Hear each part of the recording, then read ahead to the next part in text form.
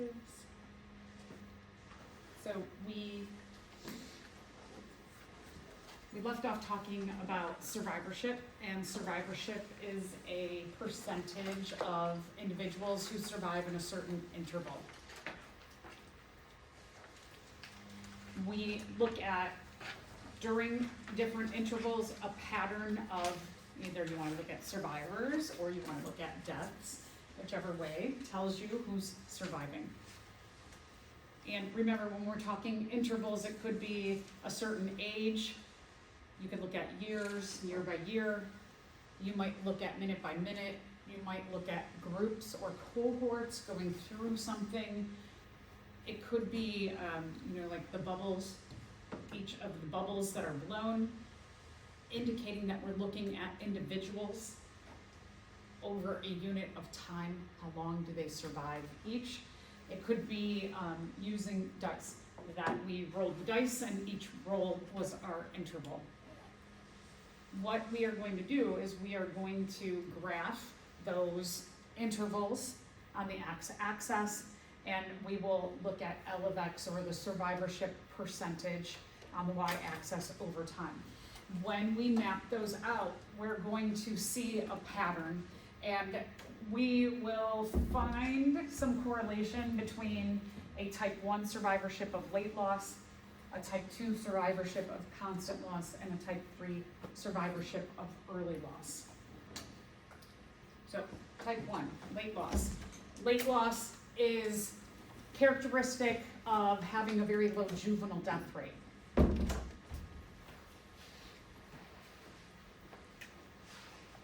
If the juveniles survive,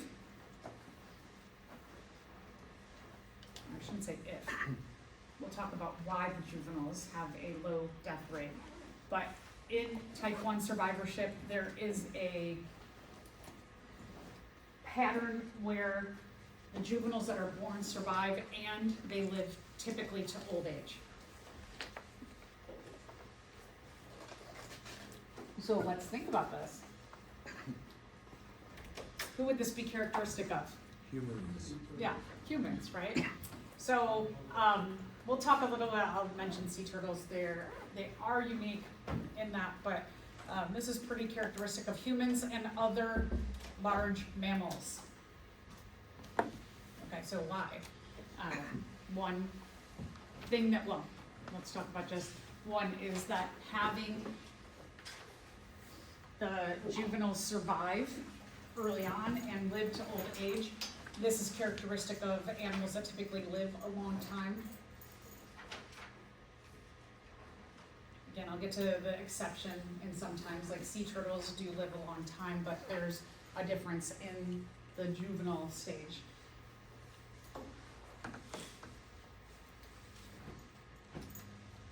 So let's think about mammals, bigger animals. Which of these do you think is true then?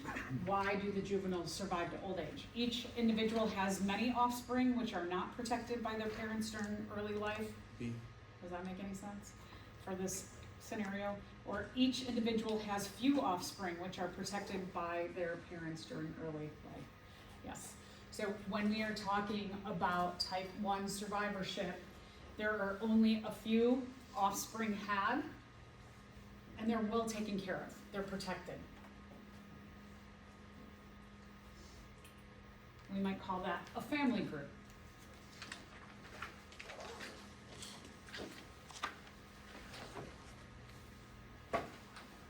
Let's move on to type 2 survivorship curve, which is called constant loss. Ooh, this one's scary. There's a constant death rate in the population.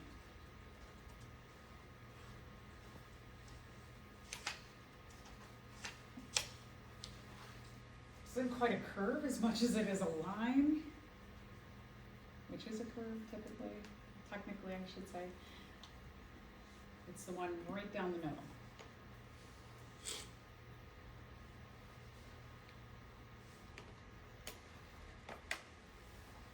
What this means is that every day, if you are in this category of type 2 survivorship, every day you wake up and you're like, well, this could be the day I die, right? For us, you wake up every day. I mean, hopefully your anxiety isn't that high that every day you wake up and think that. But for us, we don't wake up and go, okay, it's gonna be a rough day. I could probably die, or not, but there's a good chance.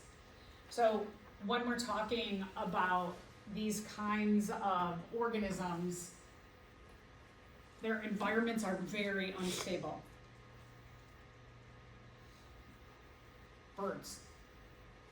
Birds and other migrant species. If you are a bird and you are going from northern Canada and you're flying all the way down to the tip of South America and then back, and that's your year cycle. Every day, even though you may have done that migration before, do you exactly know what's ahead of you on any given day? No, right? Everything is going to be kind of a surprise. So every day you gotta go into it like, okay, I gotta be super aware. There's gonna be a lot of surprises. I don't know what to expect. And so your environment is not necessarily stable ever.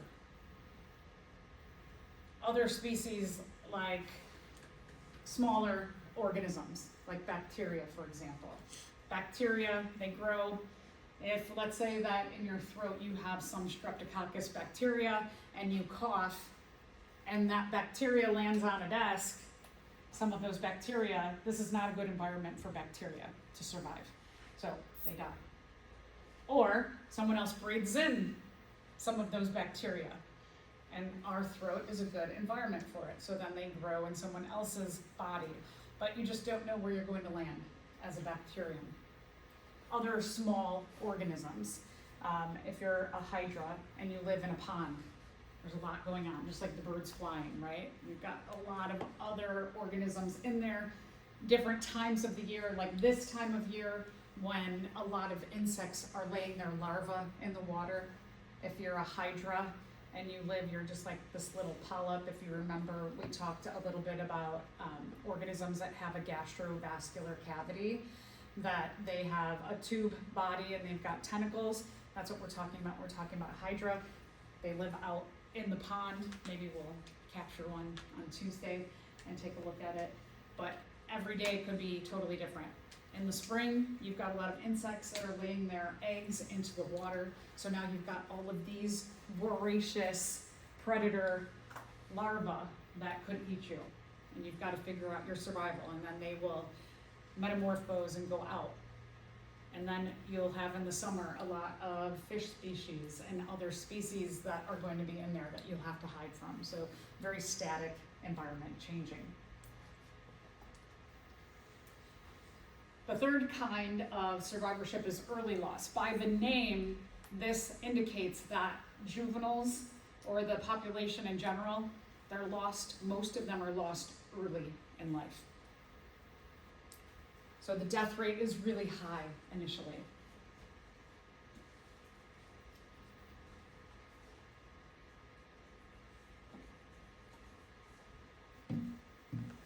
However, if you survive, out of all the juveniles that are born, if you survive, you'll probably make it to a very old age. So this is where sea turtles come into play. Sea turtles typically have a female in a summer will have maybe like 6 to 8 clutches of eggs, groups of eggs that she will lay. And of those eggs, there might be anywhere between 60 and 200.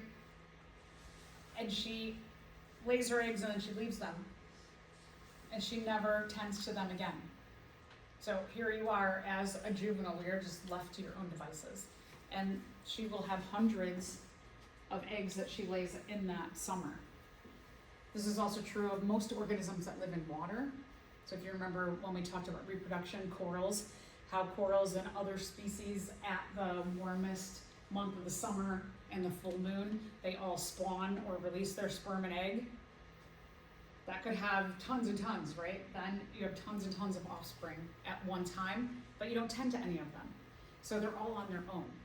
And that's a lot different than mammals, where mammals, you're there to take care of your offspring that you have, and this is the total opposite, where you just have tons and tons of offspring and you hope that some of them survive. No tending to them, no taking care of them.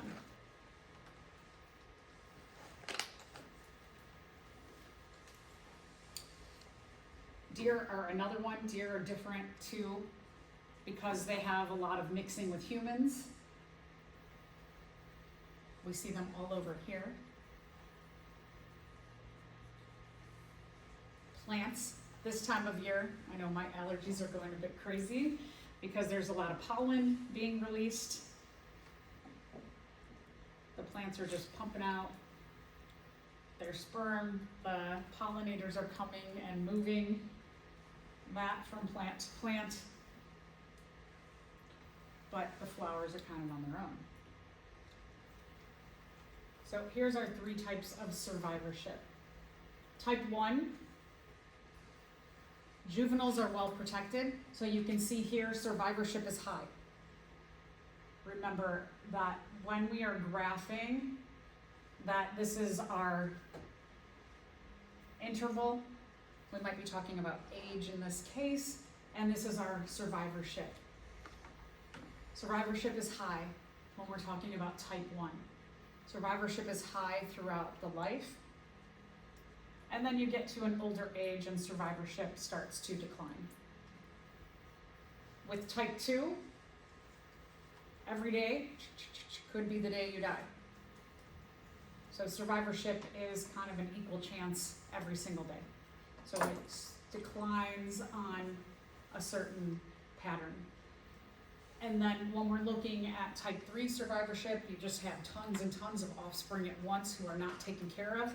So survivorship goes down really quickly at the juvenile stage. And then if you survive this juvenile stage, you will probably survive to old age. All right, so what about these humans here? We are still, ever since the Industrial Revolution, we have been on an exponential growth.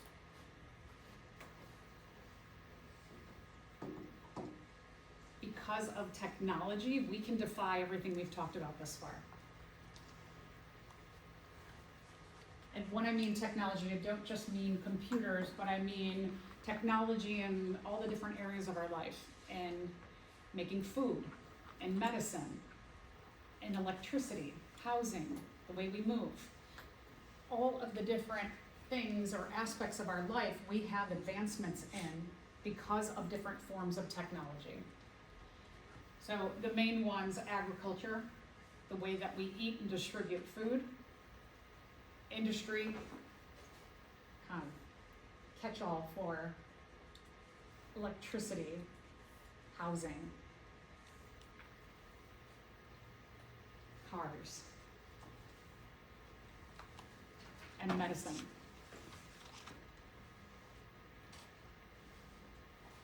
Just the idea of being able to fight cancer, viruses, bacteria. When you're sick, you could get taken care of. We have hospitals everywhere, right? If you have kidney issues, you can go on dialysis and survive a long time. So we have all these great technologies to help us survive when things are not so great for us. This is the history of the human population. You can see way back here, we're just surviving at a really low level. Population is low. Get a little dip there. Before medical technology, the bubonic plague dips our population down a little bit, and then the Industrial Revolution, we're skyrocketing up, and we just continue to keep skyrocketing. If we compare more developed countries, meaning that there's more access to all the different kinds of technology, and less developed countries, less access to the technologies, that we have about 1 billion, just a little over 1 billion from the more developed countries, and then the rest make up from less developed countries.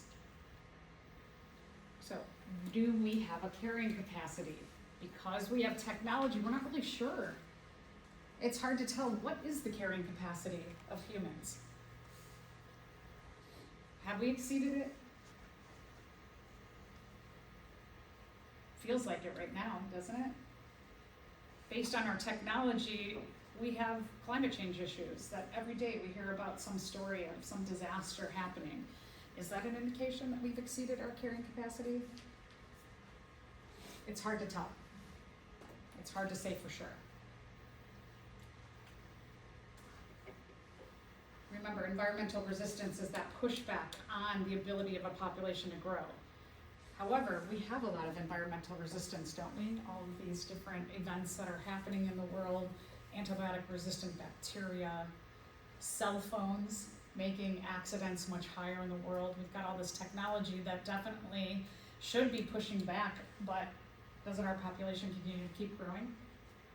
So the environmental resistance that we have in this world, it's still not stopping us.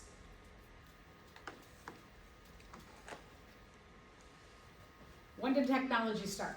So if we go back thousands and thousands of years, technology started with the ability of humans to think about tools. Just our ability to manipulate sticks and the sun to make fire. Fire led to advancements in where we could live. We could make fires and stay warm in colder environments. We also could cook our food.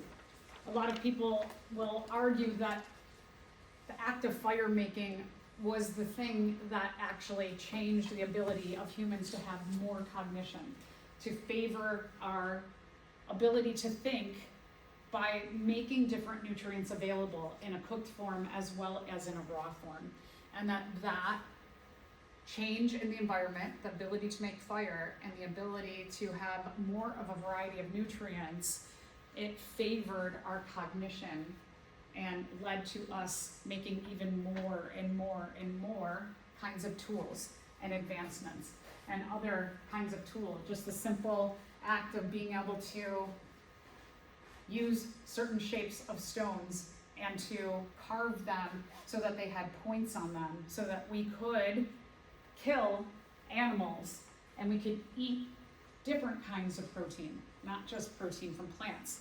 So these things here definitely have expanded our ability to move around the globe and enhance our survival. And now technology looks like this, good and bad. So we have good things, right? Renewable energy. We're looking at that as a way to get off of fossil fuels. Vaccines, medicines, being able to take care of ourselves. The biggest form of environmental resistance that we run out of quickly as natural populations is space, but look at what we can do. We can put so many people on one island. And then we have the downfalls. We've got just a lot of emissions that contribute, all of this contributes to climate change. Our food systems, we're seeing more and more, we're hearing more about bird flu.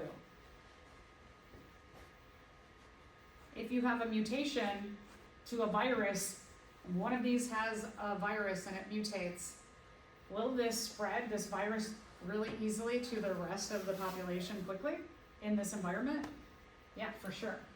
And so the way that we eat and produce food, that's huge. I just read a story that said that the more chicken that you eat, the shorter your lifespan will be. And it just gets into that, like the way that our chicken is produced. So, we can do all kinds of things. Here's all of these different areas of being able to domesticate animals, to choose the best ones.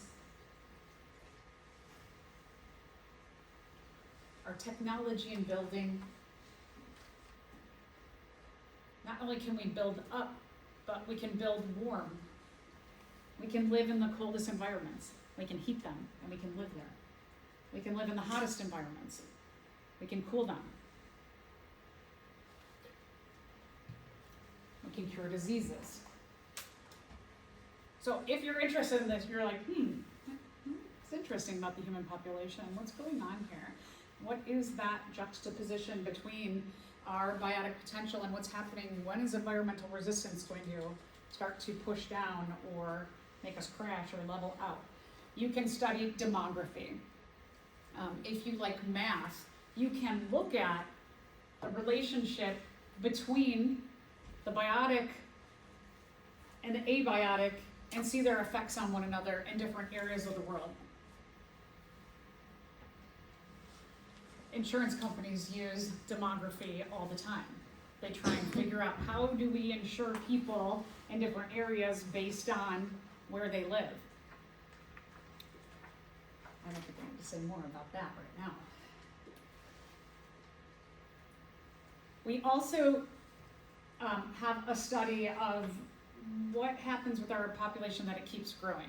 So we can look at what's called total fertility rate, TFR. Sometimes it's called replacement level fertility.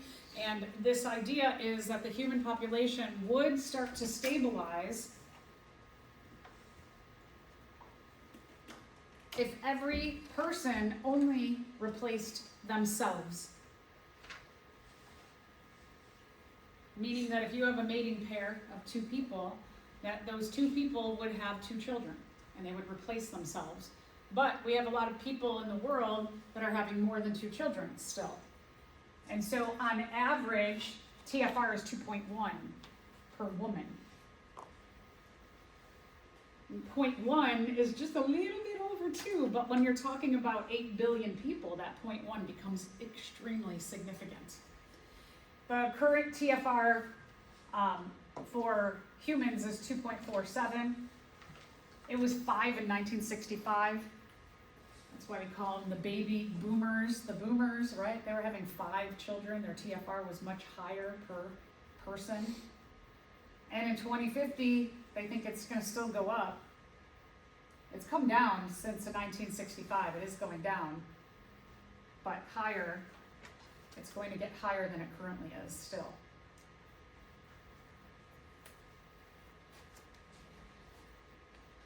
So here is, again, over time, going back to the 1960s, the TFR was over 5, and now we're going down, still above 2. Let's look at different areas of the world. So TFR, our fertility rate, again, about 2.5 right now. In developing countries, it's about 2.6. We look at some of the larger developing continent, I should say, of Africa's 4.7, so, tons of countries there that are far exceeding TFR. In South America and Central America and the Caribbean's just a little above. Asia, 2.6. China is down 1.5 from 2. And then on average, developed countries are at 1.7. And so this is kind of interesting. This is I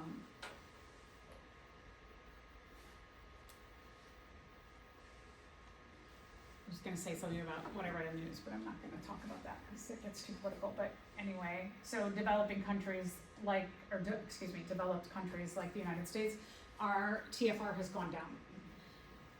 A lot of developed areas like Europe has gone down. North America, we're just under now. One of the driving factors of TFR going down is education. That people will focus more on education and less on having children, more on career paths, less on children. Also with education, you know more. So then you start to think like, well, the world's a crazy place, right? Should I have kids? There's a lot of people who are choosing not to have kids. A lot of educated people are saying, I'm not gonna even have kids at all. And so the numbers start to go down where education is more available for many different reasons.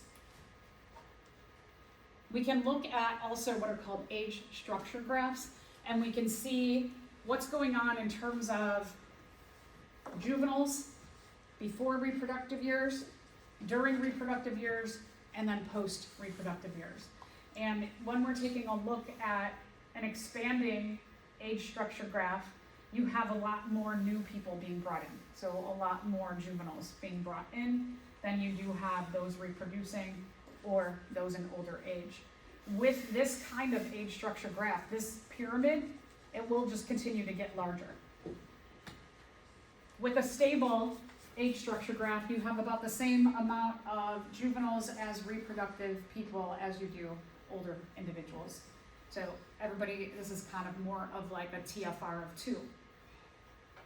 Shrinking, this is more indicative of, this especially is indicative of Europe, where you have a lot less individuals, a lot less juveniles, a lot less babies being born from the reproductive people, and you have more older people.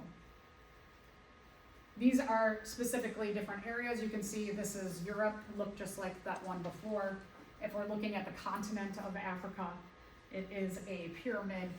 And in North America, this is a little bit less here, just a tiny bit, because our TFR is 1.9 now. And one of the biggest issues that we're encountering is that we have a lot of older people.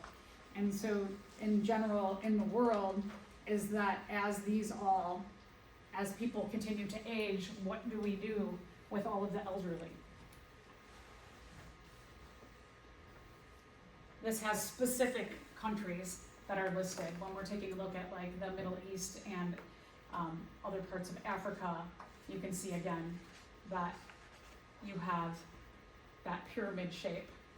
You've got this more equal shape here, but definitely you can see there's a lot more older people when we're talking about a slower growing or a little bit on the negative side. And then when we're talking about some of these European countries, there's a lot more elderly. It's just another way to lay out, well, who makes up what part of the world. In red, you can see Asia. Purple, you can see Africa, Europe, North America, Latin America, and then the islands in the ocean. And this is the US population that you can see we're on a J-shaped curve over time. But then remember, here, it's going to start leveling off and going down just a little bit right now.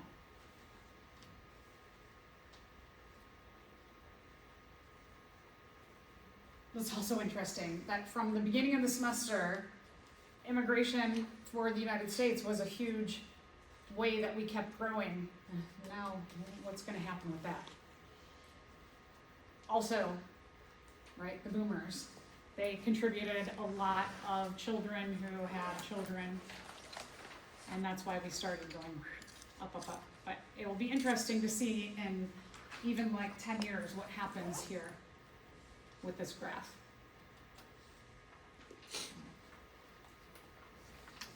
So let's move on to talk about community ecology.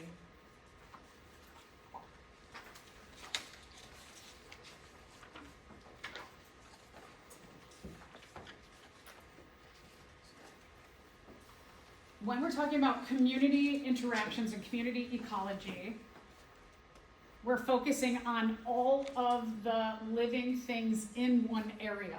So remember, populations are one species that live in the same place at the same time and can potentially interbreed. Communities are all of the different populations of organisms that live in the same place at the same time. And how do they interact to either help each other or hinder each other? So we are going to take a look at this balance in an ecosystem.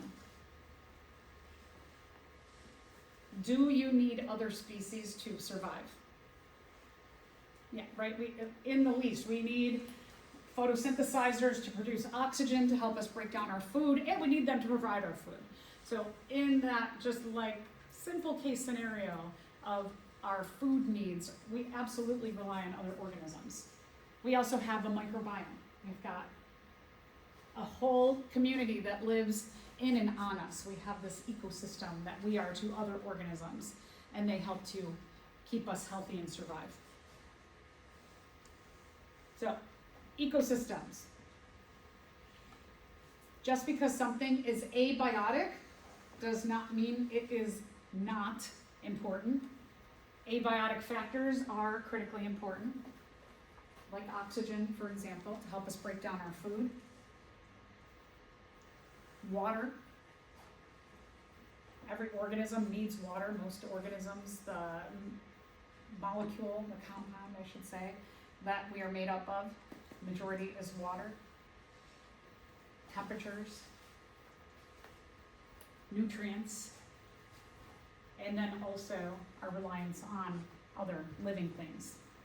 When you disrupt any one of these, there's widespread problems. So let's take a look at what happens when you disrupt one of the biotic factors.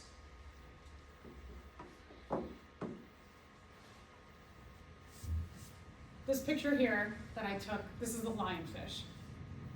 This lives in the Indo-Pacific area of the world, so other side of the world. However, populations of these have been growing in the Caribbean for the last 15 years. This is what we would call an invasive, exotic, or introduced species. It does not naturally, this fish here, does not naturally occur in the Caribbean, but somebody introduced it there. Invasive species are either deliberately introduced or accidentally introduced. When they get to a place that they are not normally found, nobody really pays attention to them in the community. Because everybody's doing their own thing. The predators, they have their prey. Everybody has their homes. Everybody's doing their everyday life. And then you introduce something like this comes along and nobody interacts with this. So it just kind of goes around and it does its thing, and it has an impact because primarily it doesn't have any predators. Nobody is looking at this, and especially a few things about this fish in particular is on its fins, in its fins it has spines. So there's pointy things here. So if a predator comes up to it and tries to bite it, it learns really quickly, ouch, I don't want to eat that thing. The other thing is that it has poison in its spines. It can paralyze. So predators are going to be like, maybe I'll try that thing, I don't know what it is, I'll try it, but then they're going to, oh, nope, I'm going to stay away from this. And that allows this species to start to grow and do a nice J-shaped curve, exponential growth, because nobody's paying attention to it. All right, so let me talk about the lionfish. How did the lionfish get there? So some people will hypothesize that in Florida, that people were collecting these from the aquarium trade. They go to their local aquarium shop and they're like, oh, that's so cute, I'm gonna get one of those. They're really beautiful. They're very elegant the way they swim and float, and people will take them in their aquariums. And so people have hypothesized that aquarium owners were dumping these into the ocean. And I'm skeptical of this hypothesis because you can't just dump one. You would need to dump a whole bunch to make a population so that they would reproduce. And then they would have enough survival. This is a type 3 survivorship kind of animal where they're going to just spawn and have a lot of offspring and then just hope for the best. So the likelihood that it came from the aquarium trade, probably not. It just doesn't seem realistic. But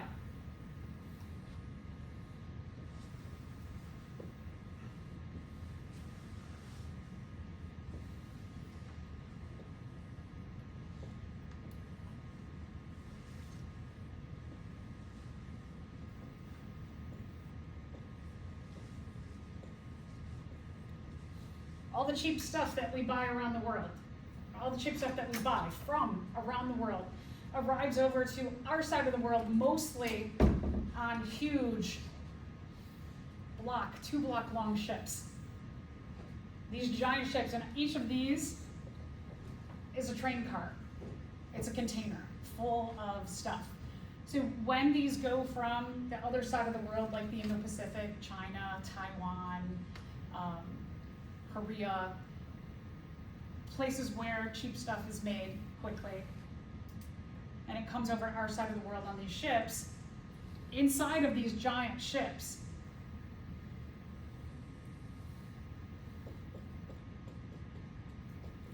they have a ballast. And what that ballast does is the ballast, depending on different salinities of water, meaning depending on how much salt is in the water in the ocean over there, if it goes through a river, then there's no salinity. What these ships have to do is they have to take water in and out of their ballast area at the bottom of the boat to balance the boat. If you've ever been like downtown, for example, in the lock, what will happen in different areas like the Panama Canal is a good example. That the Panama Canal has a lot of these big ships that come through there from the other side of the world to our side of the world, from the Pacific to the Atlantic, for example. And in those locks, what happens is that the ship goes in and then they close both sides and they change the water levels, and the ship has to change its ballast amount. And so it tries to rebalance depending on the salinity on one side of the Panama Canal and the other side. And so when they take water in, if our little friend here gets sucked into that ballast water on the other side of the world, when it comes over to our side of the world through the Panama Canal, it gets released.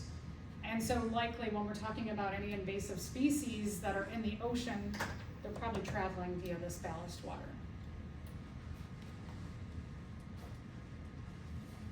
Another example is purple loosestrife. We'll start seeing it in about a month. It will start blooming. You'll see it all over our southwest suburbs. You'll see it in wetland areas. You'll see it on the side of the road. This plant here, what people thought was our wetland areas, that we have a lot of like cattails that have little brown tops on them, and otherwise we have like tall green plants. And people said, you know, this is found in Europe, and it's really pretty. It's a wetland plant that makes these really tall purple whorls of flowers. What if we put these in there to make it look nice? And what happened is because, again, they didn't have like the lionfish, they don't have any natural predators on this side of the world, they started to grow out of control. This is something we were battling over here in our prairie for a long time. The other thing that we're battling on the prairie, you'll notice that the prairie's all kind of blackish out there. We do regular prescribed burns. And what that means is that because our prairie is indicative of the way our area of the world used to be, from kind of northern Illinois all the way down to southern Illinois, that we used to have native prairies. Prairies have tall grasses and flowering plants that grow there. And in the heat of the summer, it would be very dry, you have less rain. When lightning would strike in the heat of the summer, it would cause a fire. And it would cause fire to go across and burn the prairies. And what that would do, if we remember all the way back to monocots and dicots, is that prairie plants are a dicot. They have a deep taproot.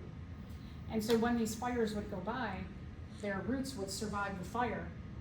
But anything that was a monocot, a lot of the monocots are non-native, that the monocots, their roots would die off. They'd get burned because they're fibrous. They're at the kind of top few inches of the soil. So we mimic that out here on the prairie to try and get those monocots, any of the non-native species, to die off and promote the growth of native species, that they're trying to make it back to a native prairie. So the other thing that's out there is called Phragmites. It's kind of pretty. It's a grass that grows, and it has these tops that are kind of brownish, grayish, and they have like a big flowering top to it. It doesn't really look like a flower. It almost looks like feathers. If you've seen that around, that they have these big feathering tops that they kind of lean over and they blow in the wind. They're really beautiful, but they're big. So once we had a problem with this, now we have a problem with that Phragmites. So they're battling that next invasive species. Regardless of whatever invasive species we're talking about, again, they are very, very aggressive because there's not natural predators. So you can see here, look at this. Beautiful, right? So pretty, beautiful flowers, but you don't really see many other species here. And that's one of the biggest problems with invasive species, is that because nobody's eating them, they just start to grow and crowd out all the other species. Now, let's think about us, for example. Let me see if you'll agree with me. Eating oranges is healthy. Right? Will you agree with that? That eating oranges is healthy? Eating only oranges is healthy. No, right? Okay, so oranges are healthy, but eating a diet of only oranges, you don't get the variety of nutrients that you need to replace all of the different molecules and compounds in your body. So when you have something like this that happens and you have an invasive species, it's like only eating oranges. It's the only nutrient that you have available to everybody else. What's going to happen to the animal populations that live here? They're going to emigrate. They're going to go, there's not enough to eat. I'm getting sick. I'm going to go emigrate and go somewhere else. So this has an effect on the entire community, because community members, when this starts to become a monoculture, meaning one kind of plant or one kind of organism, everybody else is going to start to leave or die off. So invasive species really disrupt community structures because no natural predators. Nobody's around to eat them and keep them in control.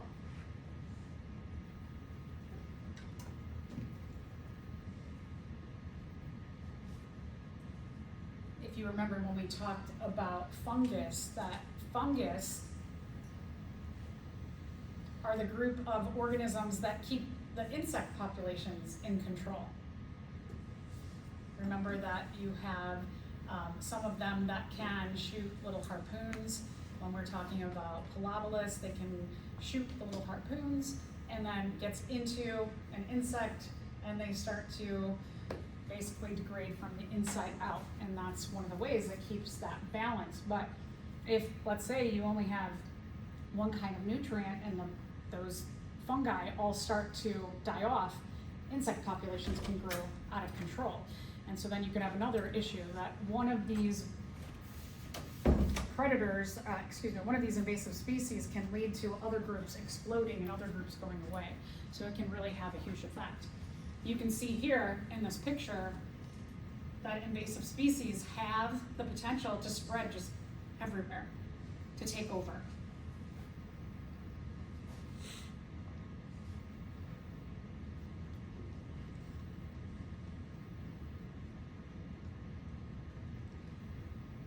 I already mentioned that they can crowd out other species, and what if they cause us to have diseases?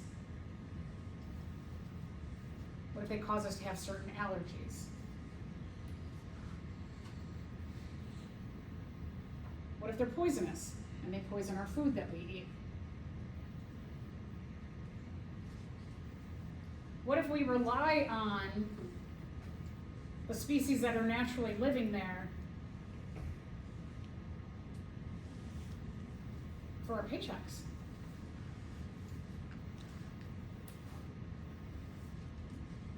If you think about coastal regions, if you have these lionfish, and one of the characteristics about a lionfish that makes them particularly dangerous to a community is not only that they're poisonous and have spines, but they have this very strong suction ability, and they have these long vacuum cleaner-like mouths that their mouths can go and come out like that, and they can just vacuum up juvenile species very quickly. And so when I go to Belize, we'll catch lionfish and we'll cut open their stomachs and we'll look and see what they have inside their stomachs. And at any given time, they have 20 different juveniles in their stomachs. And that's just kind of like one meal. So all day they could be eating hundreds of juvenile species, which means that if you are somebody who's fishing for, let's say, like snapper or grouper in that area, and the lionfish are sucking up all the juvenile snappers and groupers, you're never going to have any adults to sell for your paycheck. And so they can really affect the amount of money that you make. Also, these lionfish, they live in coral reef areas that are really beautiful. People come from all over the world to go to coral reef areas just for enjoyment, right? For a vacation.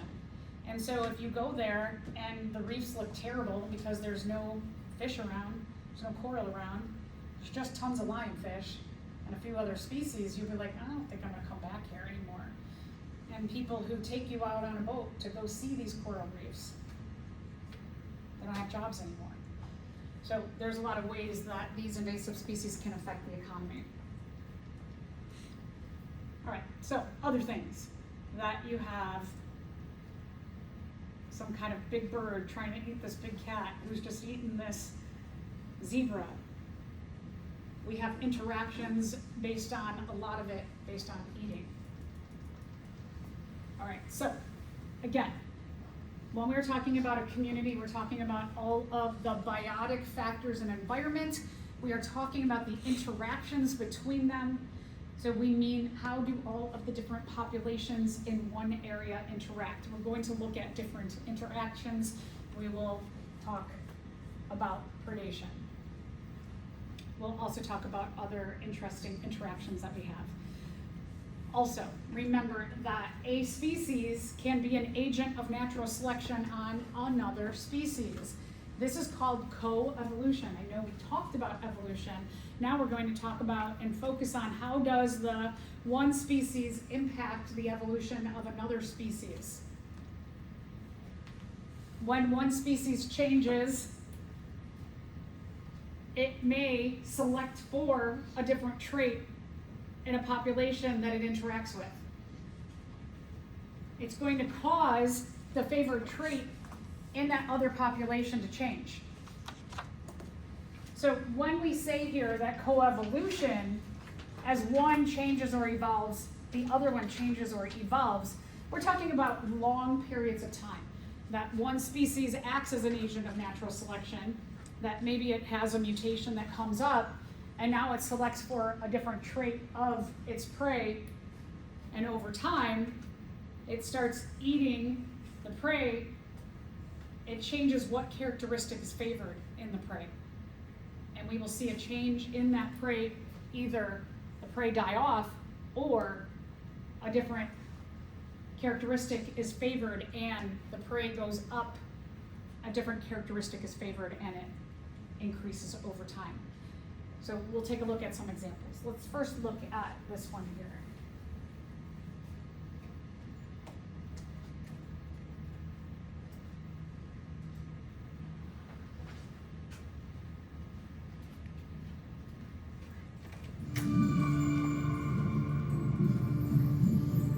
This loggerhead sea turtle has a friendly face.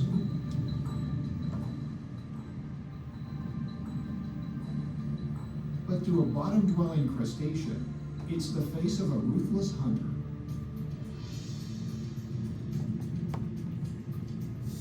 Loggerheads weigh an average of 300 pounds and can weigh up to 1,200 pounds. They use their powerful jaws to crush and tear up prey, which means this slipper lobster won't get much use out of its exoskeleton. Though this bottom-dwelling prey has one advantage, it doesn't have to take a breathing break.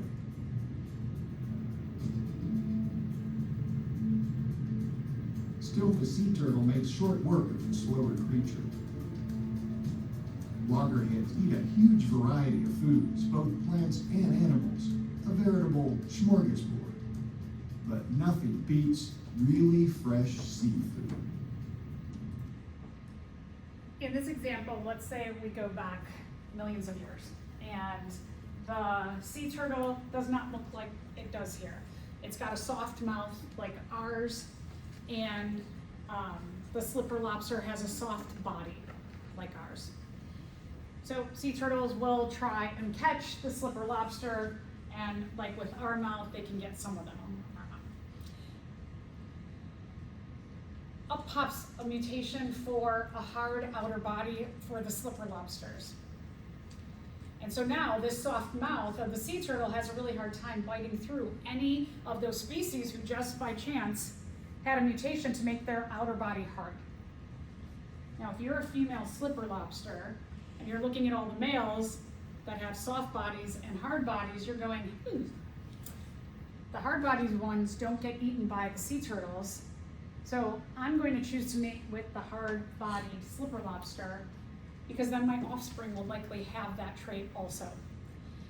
And so now that trait starts to increase in the population over time.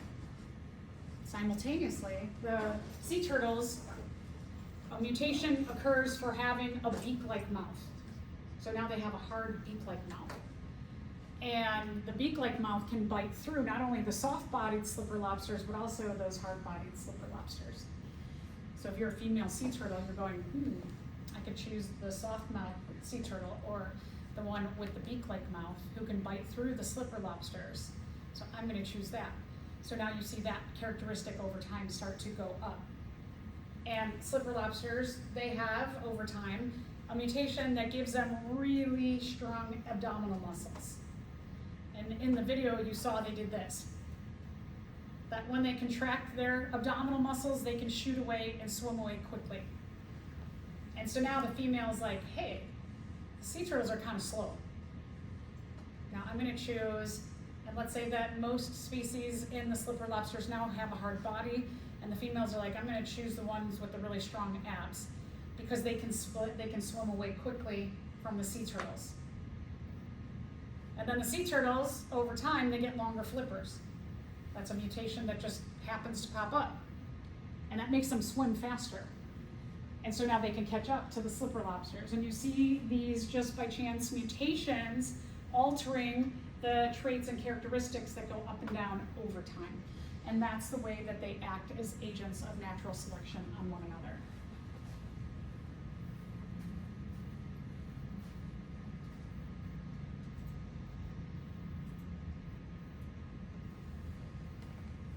We can study a lot of different predator-prey relationships that have these kind of by chance mutations forcing the changes over time. So perhaps lions were, let's say that 5 million years ago they were pink. But then there's a mutation for having this kind of more brown and beige coloration. And the brown and beige coloration blends in better with grasses, so that the lions can hide in the grasses and then jump out and catch the gazelle. Gazelles over time, perhaps speed is a mutation that happens. Other mutations that might happen simultaneously over time. The lions get these bigger canine teeth, makes it easier to hold on to their prey. They jump out, they grab on.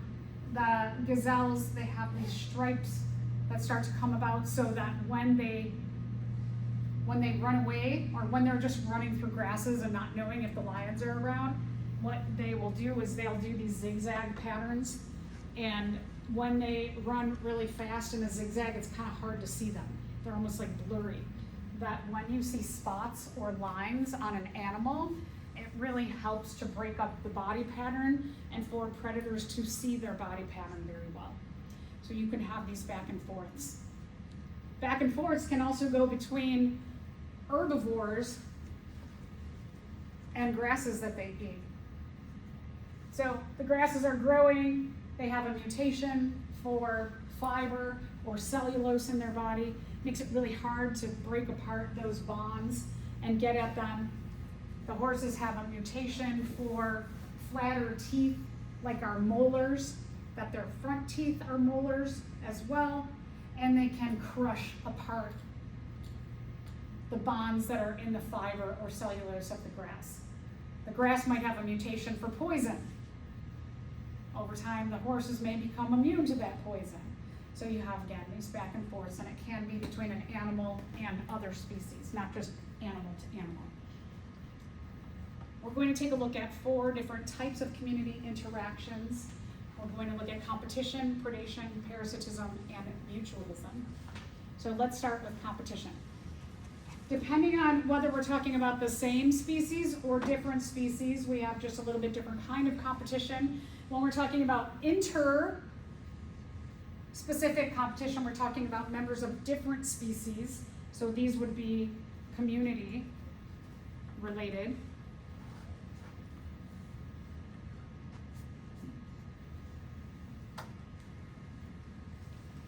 When we're talking about competition, I know we mentioned when we went back to evolution that evolution favors species with less competition.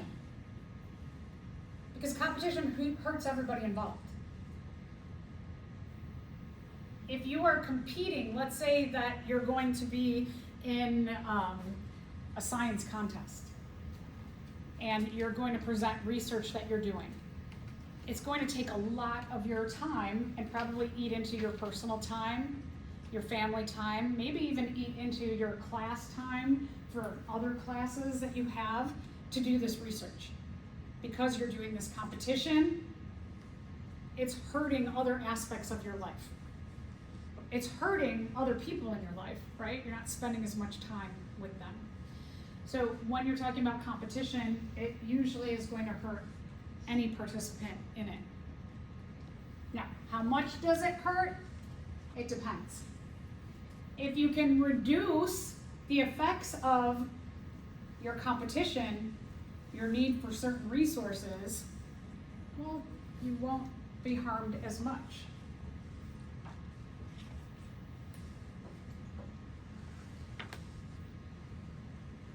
If you can make your needs as variant as possible from other species, even other individuals within your species, you are going to be better off. And we'll take a look at what do I mean by that, making different needs.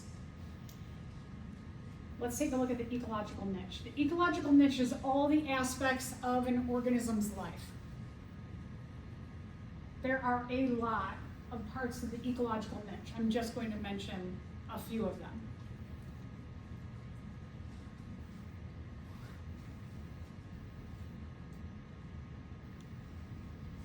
All right, so let's start out with habitat. Where do you physically live? Do you live in a tree, in a nest? What is your nest made of? Do you live in a burrow underground? Where do you live? A lot of people get confused between the word niche and habitat. So make sure you remember that the niche is everything and habitat is only the home. What resources do you need? How much sunlight do you need? How much shade do you need? If you live underground, how far underground can you go? Do you like it colder, hotter? How much of each kind of food do you need? So what are the resources you need? Temperatures, all those different temperatures that I mentioned. A lot of these you can see they overlap greatly. What are your behaviors? How do you get away from predators? How do you act as a predator? How do you prevent diseases? Who do you rely on? What's your job? What do you do to help the community out? If you die off, does the whole community suffer?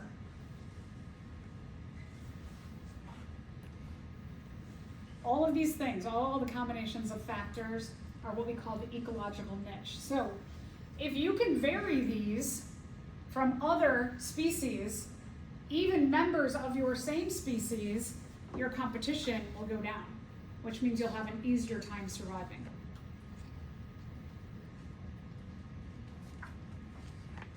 Typically, no two niches are exactly the same, even amongst members of the same species.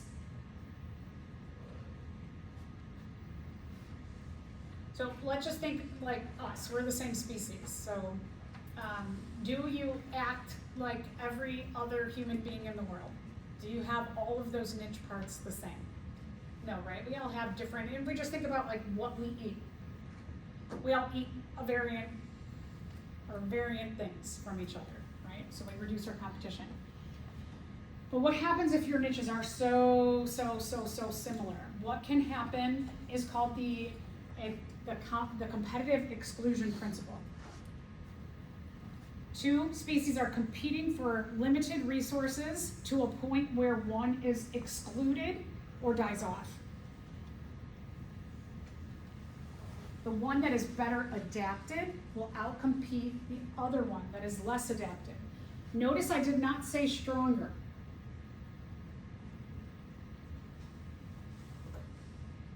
The one that is better adapted meaning that the one that has the best or most advantageous traits will have an easier time surviving than the one that doesn't have the advantageous traits given the current environment.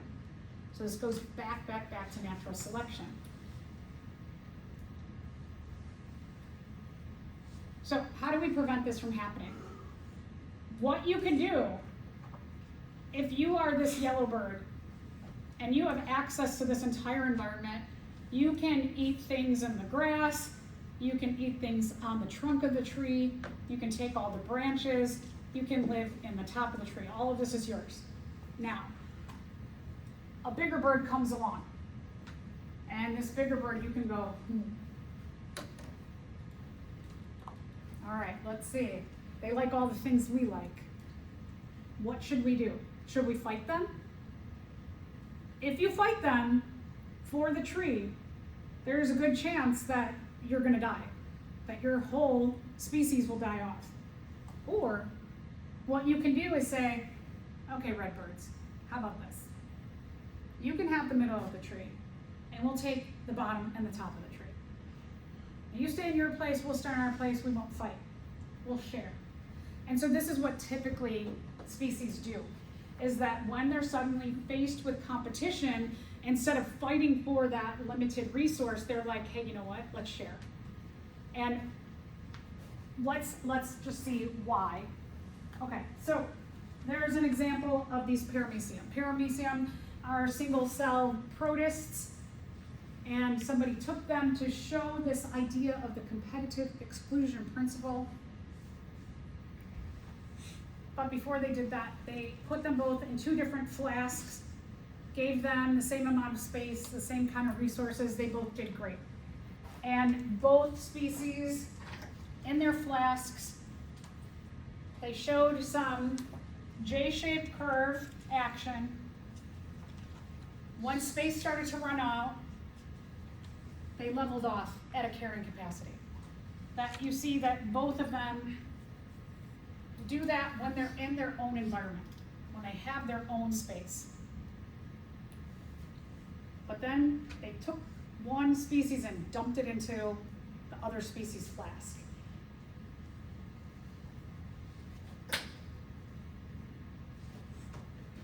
And for whatever reason, both of these paramecium species, these two different species, decided they were going to fight to the death. And what they found was that when they put them in the same flask, that the Protista aurelia was better adapted to this situation.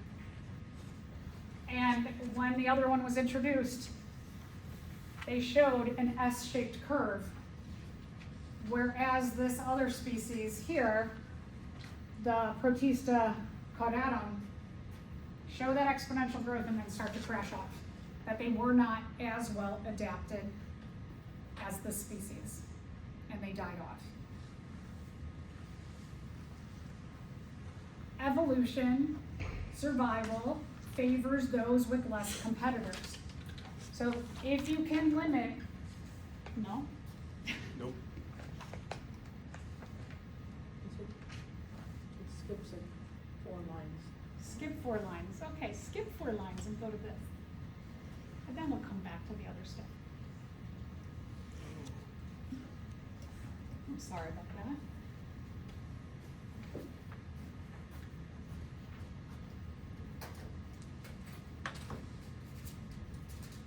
What page is that?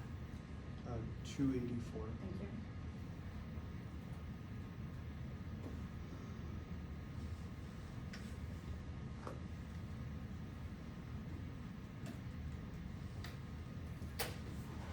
Sorry. So less competition you have, the better off you are. Let's see. Now go back up. Go back up higher. Okay, so as I mentioned before, sharing is a better option. What we call sharing, it is called resource partitioning.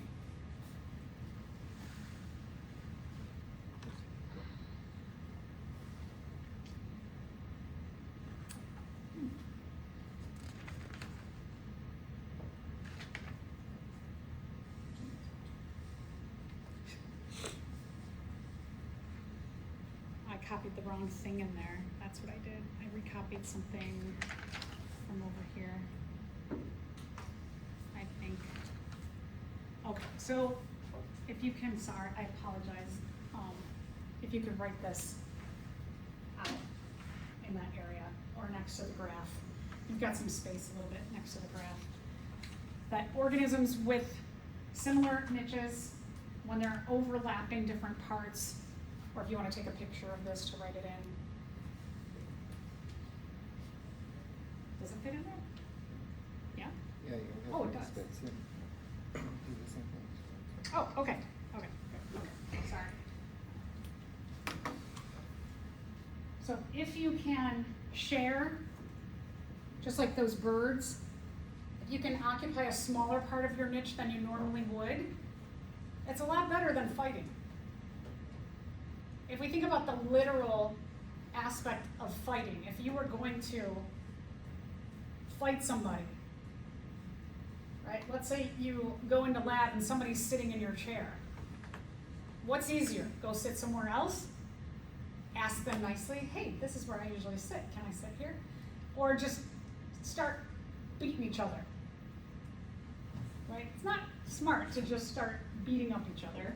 It's a lot smarter to just say, either politely ask them if you can sit there or go somewhere else. So that's kind of what happens in nature. Just like the birds, where the birds are like, okay, we'll be at the top and bottom, you can have the middle, let's all just like abide by these little rules and we'll be much safer, all of us. It reduces your aspect of competition. Even though, I mean, you know, you can't have all the bugs you want on the tree, or you can't have your actual seat, but you get to have a seat.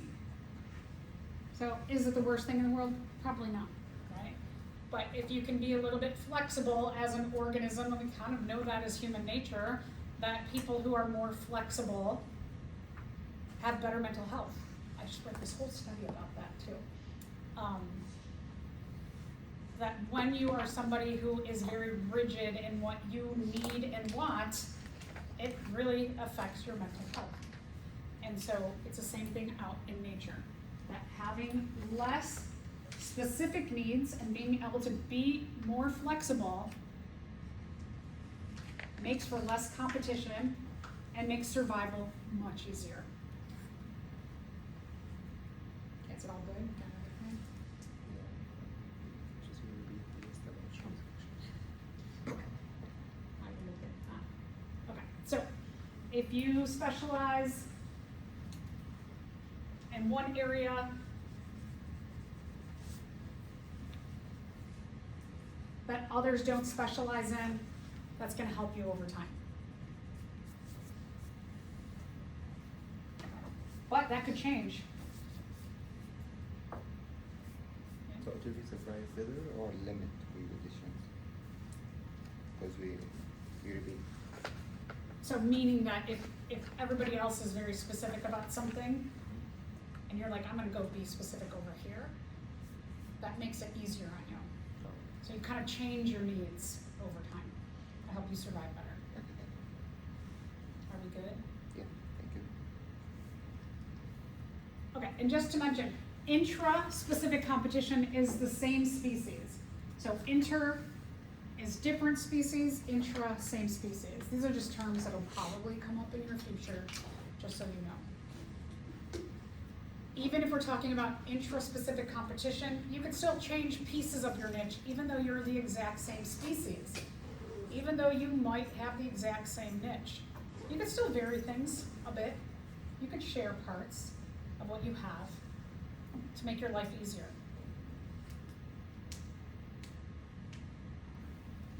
Limiting your competition will affect the distribution of your species. The less you fight other species, the better off you as a species are. The less you fight other individuals, the better off you are as an individual. But if you want to fight, it'll cause your species to shrink or it'll cause you to go extinct.